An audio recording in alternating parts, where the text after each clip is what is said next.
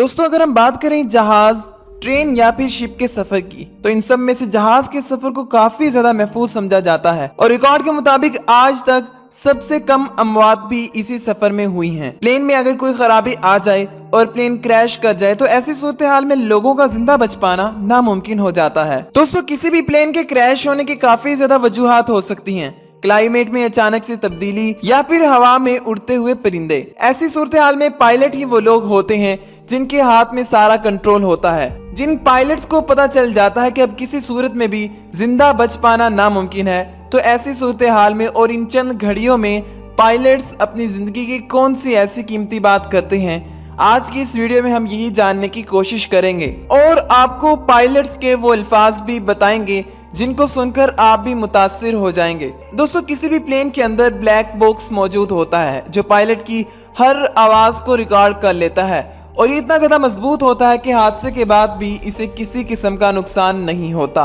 9 मई 1987 को Polish airline का एक तैयारा 5055 जो अमेरिका के शहर न्यूयॉर्क में लैंड करने वाला था। जहाज में 183 मुसाफिर सवार थे और रात का वक्त था। जहाज पोलैंड के कैपिटल सिटी वार्सो पर से परवाज कर रहा था। अचानक से जहाज के इंजन में धमाका हुआ और इंजन में आग लग गई। धमाका इतना जोरदार था कि पायलट कुछ समझ ही न पाए और जहाज के कैप्टन को एहसास हो गया था कि उसकी जिंदगी की आखिरी घड़ियां हैं।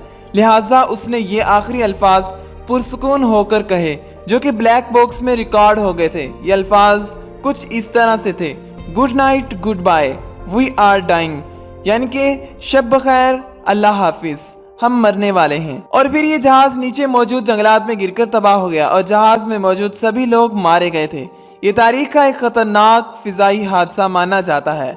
दोस्तों अगस्त 1988 में डेल्टा एयरलाइन की एक फ्लाइट 1141 साल्ट लेक सिटी की जानिब रवाना थी। जहाज में बैठे हुए पायलट्स एक दूसरे जहाज के बारे में बात करने लगे जो कि कॉन्टिनेंटल एयरलाइन की मलकियत था और वो कुछ ही अर्सा पहले क्रैश हुआ था। पायलट्स ने मजाक में कहा कि अगर इनका जहाज तबाह हो गया तो इनके आखिरी अल्फाज क्या होंगे, मगर इनके वहमो गुमान में भी नहीं था कि इनके साथ भी ऐसा ही होने वाला है। जहाज के टेक ऑफ करने के थोड़ी देर बाद जहाज ने अपना बैलेंस खो दिया और जहाज के विंग में आग लग गई जो कि जहाज के अंदर तक फैल गई।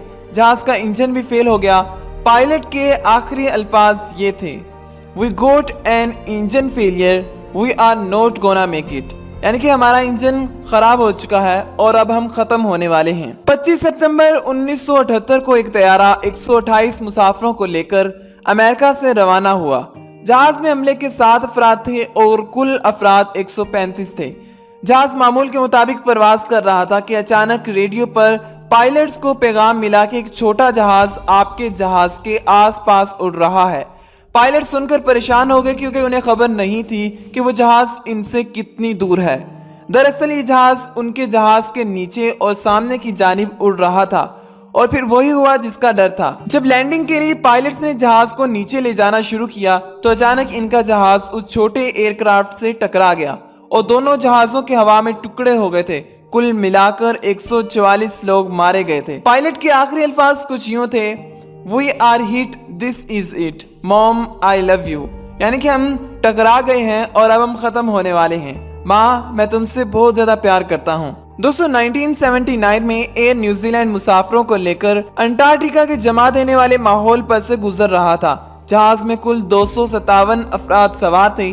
अब तक जहाज में कोई मसला नहीं आया था और अचानक से जहाज अंटार्कटिका के एक पहाड़ से जाकर टकरा गया और तमाम मुसाफिर मारे गए थे।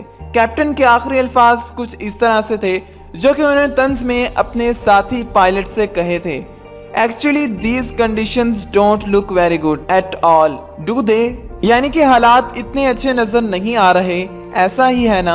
और इसके बाद ये जहाज रडार से गायब हो गया था। नाज़रीन आज भी इस जहाज का मलबा उस पहाड़ पर वैसा का वैसा ही मौजूद है। उम्मीद करता हूँ आज की वीडियो आपको पसंद आई होगी। मिलते हैं अगली वीडियो में। अल्लाह निगहबान।